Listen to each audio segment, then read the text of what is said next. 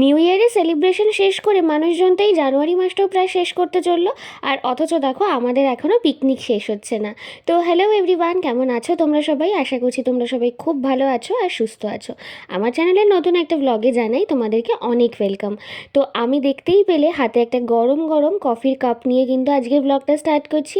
খুবই ছোটোখাটো একটা ফ্যামিলি ব্লগ কিন্তু তোমাদের সঙ্গে আজ শেয়ার করব।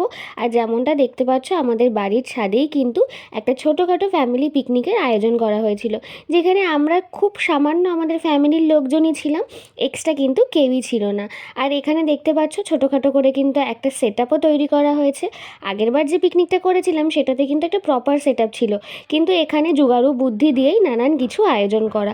আর পিকনিকটা হঠাৎ করে প্ল্যান হওয়াতেও এই লাইটটাও কিন্তু জোগাড়ু বুদ্ধি দিয়ে তৈরি করা হয়েছিল, তাও আবার আমার এই মামার আইডিয়া। ভীষণই ইউনিক একটা আইডিয়া, শুধুমাত্র এই টুনি লাইটগুলো জ্বালিয়ে দিয়েই ছাদটা পুরো একদম আলো আলো করা হয়ে গেছিলো।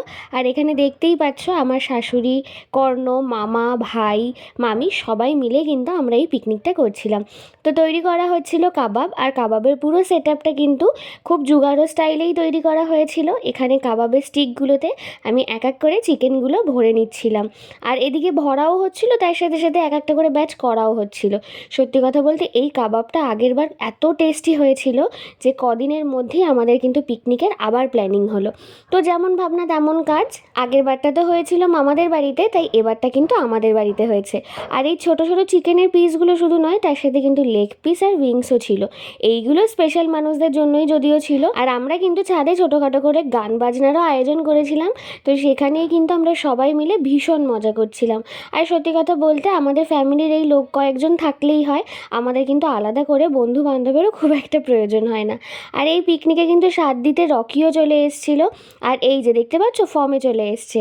এতটাই গরম লাগে ওর এই কাবাব করতে করতে যে জামা টামা সবই খুলে নেয়। তো যাই হোক, হাত পাখা দিয়েই কিন্তু হাওয়া দিয়ে দিয়ে এই কাবাবটা করা হচ্ছিল। আর কাবাবগুলো হওয়ার সাথে সাথেই কিন্তু প্লেট থেকে পুরোপুরি ফাঁকা হয়ে যাচ্ছিলো। তার সাথে সাথে দেখো লেগ পিসগুলোও প্রায় হয়ে গেছে। আর চিকেনের কাবাবগুলো হয়ে যাওয়ার পরে তারপরে কিন্তু পনির দিয়েও এইরকমভাবে করা হয়েছিল, যেটাও খেতে ভীষণই ভালো লাগে। আর পনিরটাও যে এত টেস্টি হতে পারে এই রকমভাবে ম্যারিনেট না করলে কিন্তু বোঝাই যেত না।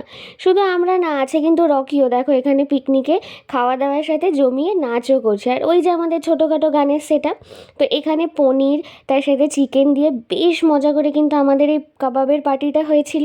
এবছরে তোমরা কারা কারা কটা পিকনিক করলে অবশ্যই কিন্তু কমেন্ট করে জানিও। আজকের এই ছোট ব্লগটা তোমাদের কেমন লাগলো সেটাও জানিও। আর এই দেখো পরে কিন্তু চিকেনের লেগ পিসগুলোকে আবার একটু ঘুরি করে ভালো মতো গরম করে নিচ্ছিল, যাতে ওদের খেতে খুব ভালো লাগে। তো আজকের ভিডিওটা এই পর্যন্তই। ভিডিওটা ভালো লাগলে কিন্তু একটা লাইক করে দিও, আর চ্যানেলটাকে অবশ্যই সাবস্ক্রাইব করে দিও।